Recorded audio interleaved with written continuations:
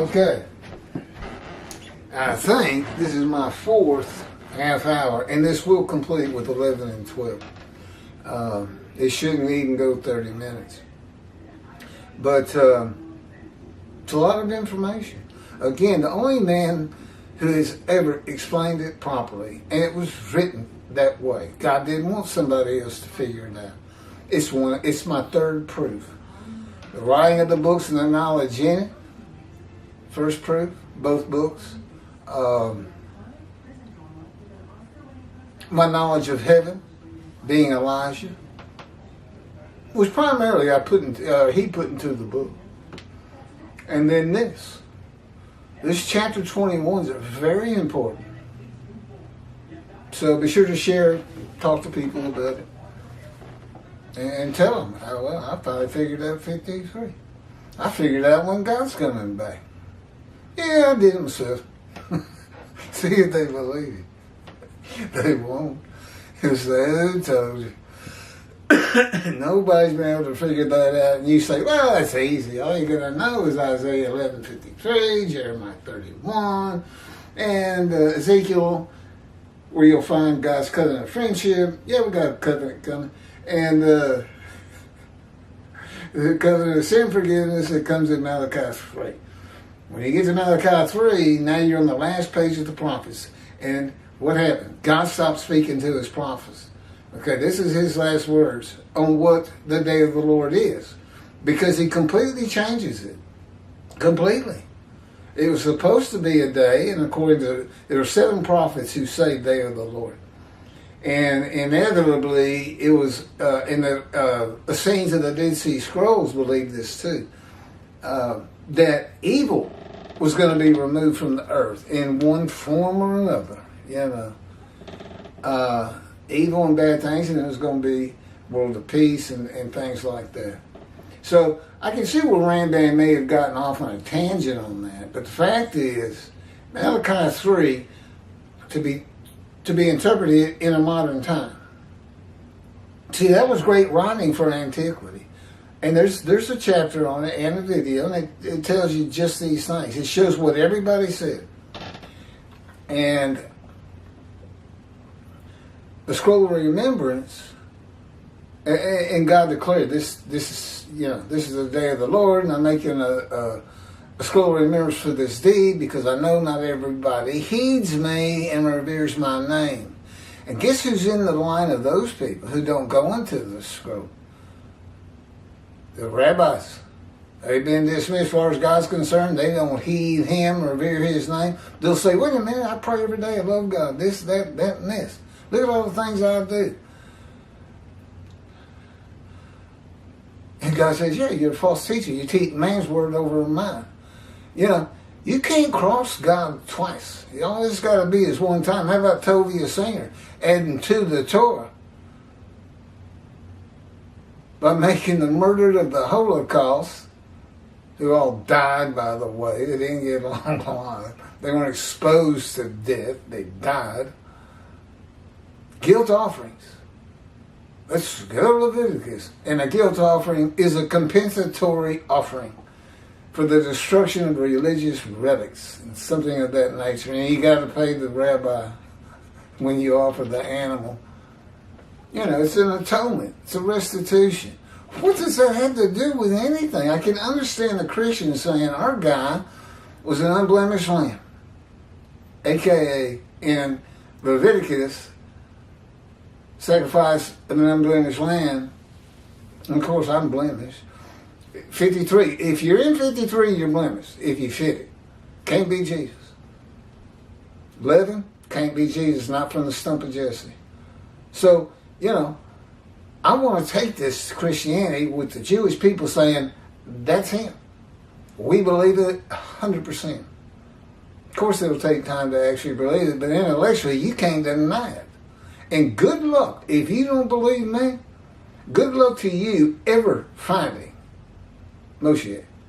What's he going to do? Walk on water? Make the blind see? That didn't even work for Jesus. Shortest verse in the New Testament, Jesus wept. He had just raised Lazarus from the dead. On the fourth day, by the way, he was late getting there.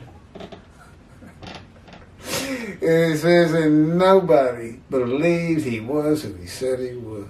Despite all those miracles, raising the dead, water to wine, walking on water, feeding 5,000 with 2 loaves and 5 fish, or 5 fish, or something like that.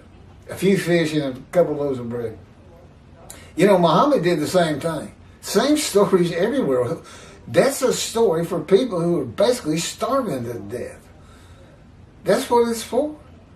That's what a storyteller does, what they want to hear. That's where these stories about Jesus come from. You know, he's a demigod. Again, Google myth. He just rolls right into the first couple of definitions of a myth. It talks about demigods, man who is God, and how they become this, and are myths. Yeah, Muhammad did the same thing. He would make tidal waves come out of the sea. I think it said ocean, but come out of the sea, throwing fish at everybody. That was his little story.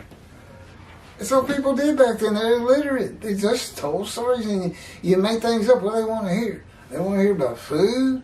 They want to hear about long life. They want to hear about, you know, you can build your house and live in it. Heaven on earth. The antiquity, messianic era. I can stay in my own house after I build it. Nobody's going to come throw me out.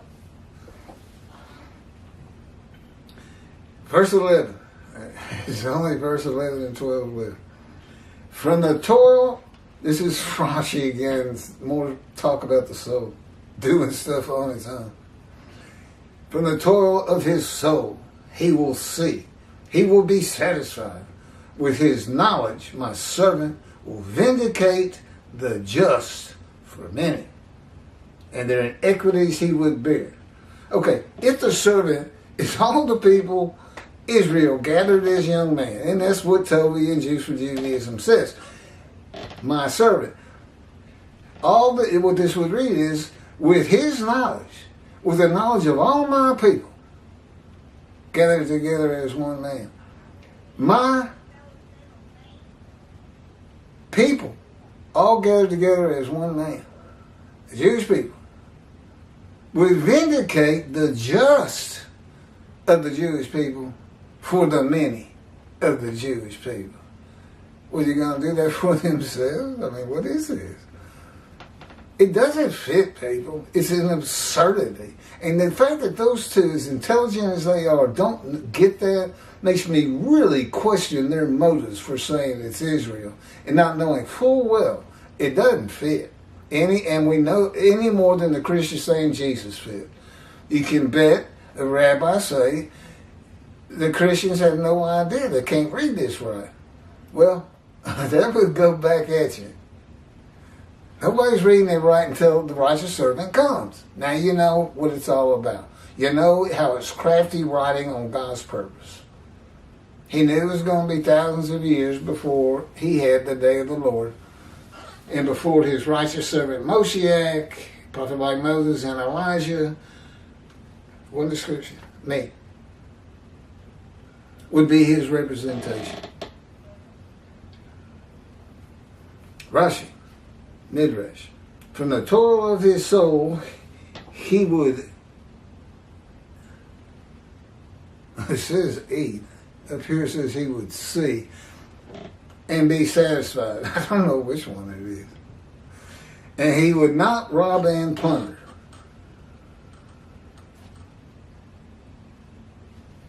I don't know. I don't see rob and plunder in here. With his knowledge, would vindicate the just. My servant, Israel, would judge justly all those who came to litigate before him.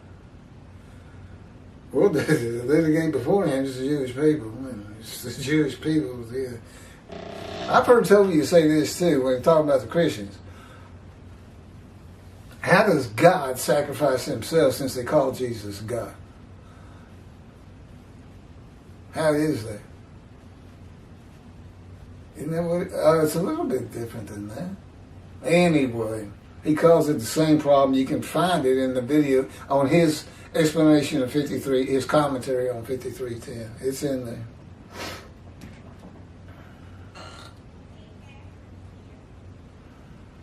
And their iniquities he would bear. He would bear.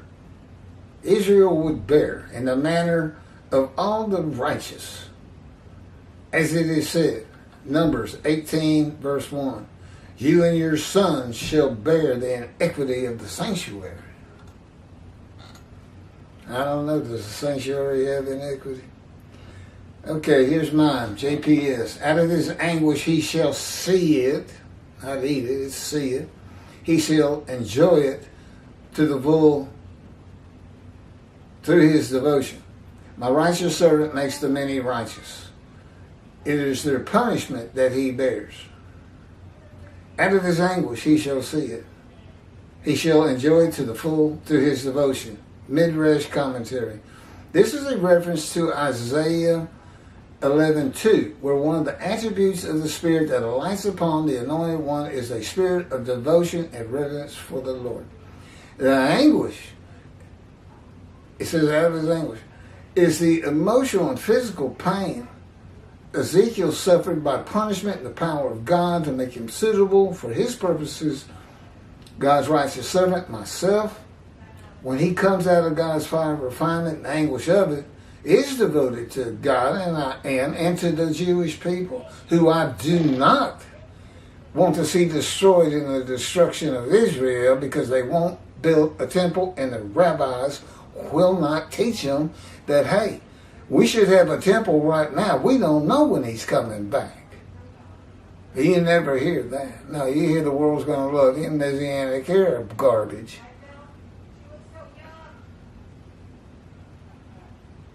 It's another reason God knew he had to come back, straighten out Judaism, and put a warning out there. What about never again, never forget? Isn't that serious?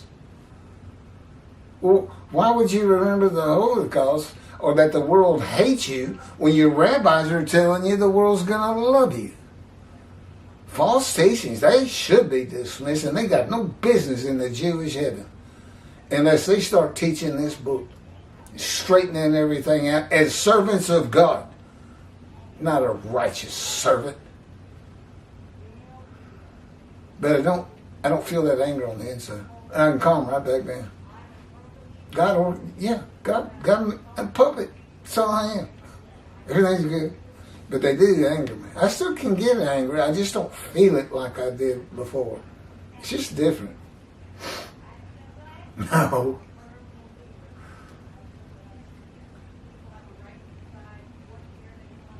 Is devoted to God and will enjoy being the teacher of righteousness by his knowledge with long life.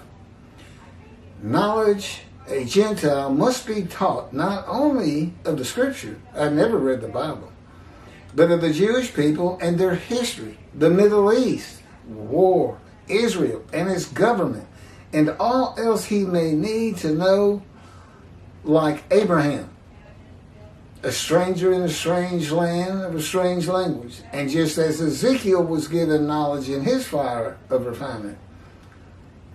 This is from Ezekiel. And this is God said to me, mortal, eat what is offered you. Eat this scroll and go speak to the house of Israel. So I opened my mouth and he gave me this scroll to eat. As he said to me, mortal, feed your stomach and feed your belly with this scroll that I give you. I ate it and it tasted as sweet as honey to me. Then he said to me, mortal, go to the house of Israel and repeat my very words to them. That's writing for antiquity. You don't eat a scroll and say it tastes like honey. Okay? He said, what is being said here? He's being taught the Scripture in the fire of refinement. My righteous servant makes the many righteous. It is their punishment that he bears. Midrash, commentary. God's righteous servant is a man of pain, suffering, and wounds throughout his life. Not one day on the cross. With persistent hardships and troubles. grievously affected, especially by disease, and severely injured at one time or another, as though plagued, smitten, afflicted by God. Born disfigured, afflicted by God. God didn't like me. That's what they would think in antiquity, and many still do today. By and large, most people don't believe that. These are the qualities that identify him as God's righteous servant who makes the many righteous. It is this life that has prepared him to be the teacher of righteousness. As God says, suffering makes you stronger. Going through all these things you've been through helps with what is up against you and what we're going to do together. And those who listen to and heed me and repent of their future sins. The new covenant having forgiven all past sins, but you still need to go to Yom Kippur. You need to get back to synagogue. Avoid the evil inclination. Okay? God is here. Sin free, new temple. The world is not going to look at you. But they're going to have a lot more respect for you. You'll no longer be the taunts of nations, is how God says it. Excuse me.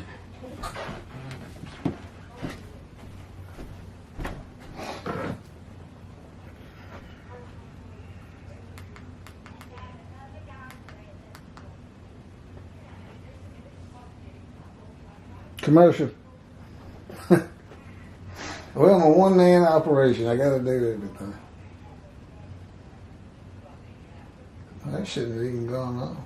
What if it went off with the commercial?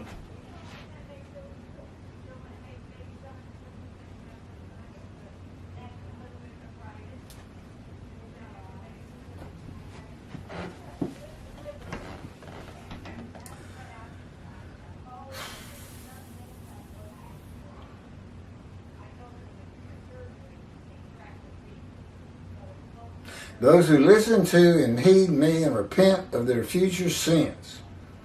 Again, continue to go to Yom Kippur. Just know that those sins you did before, some might have some in childhood that they really regret, and they're just never sure if God's forgiven them, though they attend Yom Kippur and the high holidays every year. The New Covenant forgives all current sins in your past. In the practice of Judaism, and again, today, it's been modified. Be mindful of it. I don't know exactly what it means. He doesn't tell me. He says that's for everybody else to decide of their own. And returning to synagogue are made righteous. Those who are in right standing with God. Another term that really is something he taught me. And the rabbis are not in right standing with God for their false teachings as much as anything. There's other things God says, but this is the one that's important.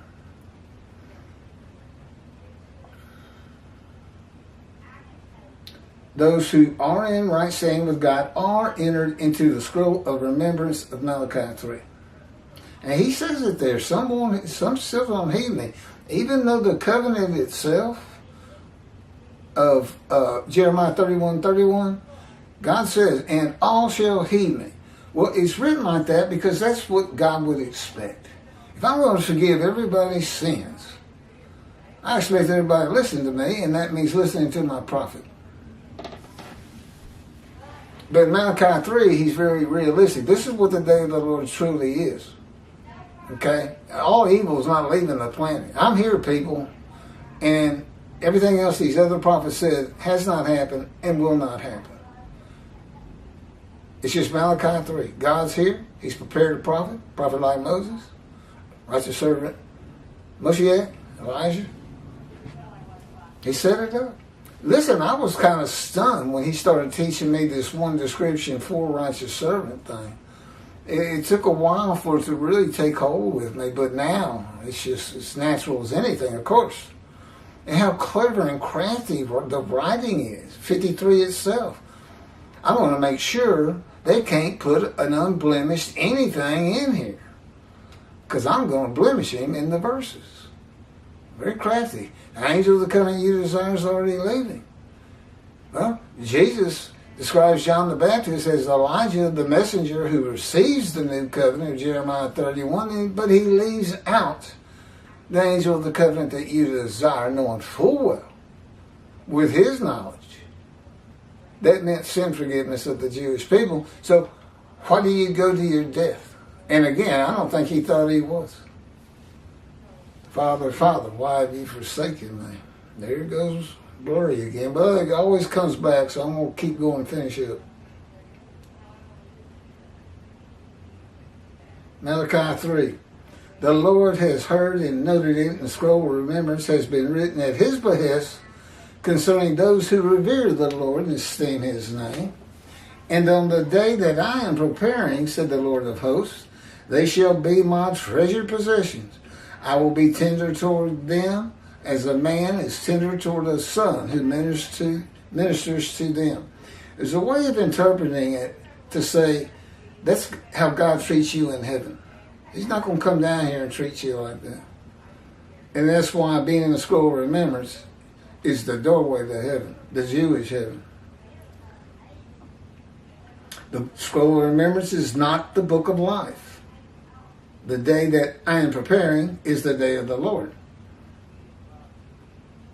A man who is tender towards the Son and ministers to him is a man who never wants to be without him, always with God in heaven. For behold, I am creating a new heaven and a new earth. The former things shall not be remembered. They shall never come to mind. Be glad then and rejoice forever in what I am creating, for I shall create Jerusalem as a joy and her people as a delight. This is Isaiah 6, that was Isaiah 65, 17 through 18. Isaiah 66, verse 22. For as the new heaven and the new earth, which I will make, shall endure by my will, declares the Lord, so shall your seed and your name endure, the name of Israel. The new heaven where the name Israel shall endure is a heaven with the addition of the angels Israel. This is after Judgment Day. And God decides primarily for this period from 1948, at least till my death, that go into the scroll of remembrance. They'll be angelic. It's a new host of angels. That's why it's a new heaven. Now he says earth's going to be the same. I've explained that. He's going to choose a people again. Jewish people in heaven can sit out on their balcony of their rooms. I've been to the rooms. And watch creation created. Watch God make man. Watch him choose a people. And you're going to see a lot of things that happen to the Jewish people. When he chooses somebody, things can get pretty rough. But suffering makes you stronger. That's why you're still here, Jewish people. I'm still here too. I've done plenty of it. Suffering.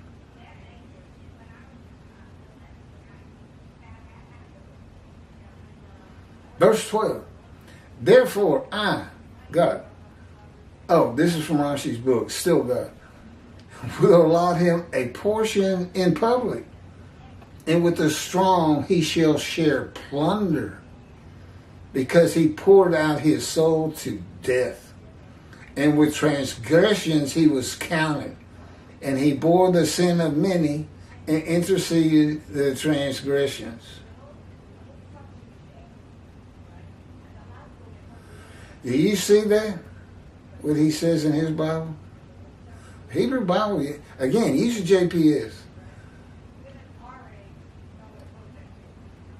He poured out his soul to death. The man who's going to get long life and make the many righteous with long life in his knowledge. This is Rashi. And you don't need a Christian reading that.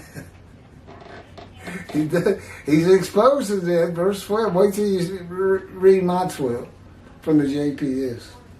Okay, Rashi's commentary. Therefore, commentary. Before he did this, I will allot him an inheritance and a lot, land, in public with the patriarchs. Okay? I don't have to be in public. You can just give me my inheritance. You can give me my portion. Let's go to Vegas is what I always say. That's right, and cheat. God says, I'm not cheating. Stop asking me that. I said, all you got to do is look at the other poker hands and tell me what's in them. I said, what about roulette? Have balls rolling around, just make it stick. Yeah. He won't do it, y'all. We're never going to get to Israel as far as I'm concerned. I'm going to die in there. He poured out his soul to death. He's got, in quotes, Genesis 24:20. And she emptied her pitcher. Poured out his soul to death. And she, is that the bride? Emptied her pitcher. And with transgressors he was counted. Okay, commentary. He suffered torments as if he had sinned and transgressed, and this is because of others. He bore the sin of the many, and interceded for the transgressors through his sufferings, for good. Sorry for the film, y'all. I'm going to get better equipment someday. Came to the world through him.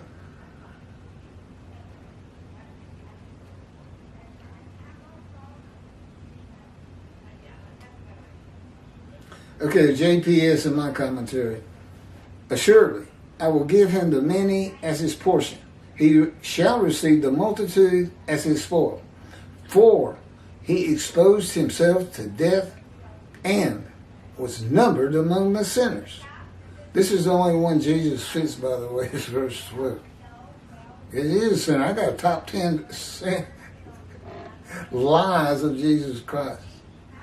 In false prophecies, there's 5 of those. He shall receive the multitude as his spoil. Those who believe in him and are made righteous as the many, who become a multitude. For he exposed himself to death. God's righteous servant is crushed with disease that exposes him to death, but give him long life. Rashi says the Jewish people, as one man Israel, poured out their soul unto death, but does not tell us when this happened or will happen. Yeah, again, let's say whatever they want, it is. If they believe it, that's it, it is. That's reality for them. I'm sure I'll come to understand better and not be so critical.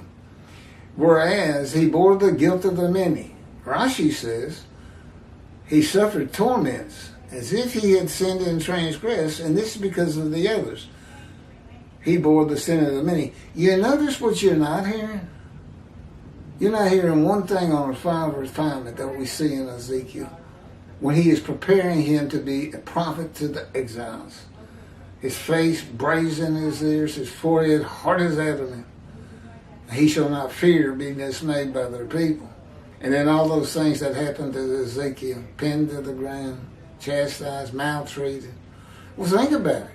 Out of nowhere, he's being told by God. Spirit of God entered him and God is in his spirit. He's being told by God. He's a man of divine beings. You're going to suffer the punishment, which is for sins, of the house of Israel and Judah. And he's a godly man, as best we know. And he'd be beside himself, maltreated. Well, wait a minute. I have never done anything. I follow your laws and stuff as best I can. He even says that at one time, Lord, apparently the Lord threw him a dead rabbit or something, because he says, Lord, I had never eaten the flesh of a dead animal since forever. And God says, this is one I was trying to remember. God says, I don't give you dung for your bread. Well, how kind. That's a kind of chastisement. But he does say, the people of Jerusalem will eat human feces. So he told Ezekiel, look, I'm not making you eat human feces. But, I give you done. It's in there, but it's in the Hebrew Bible. That's God being really funny.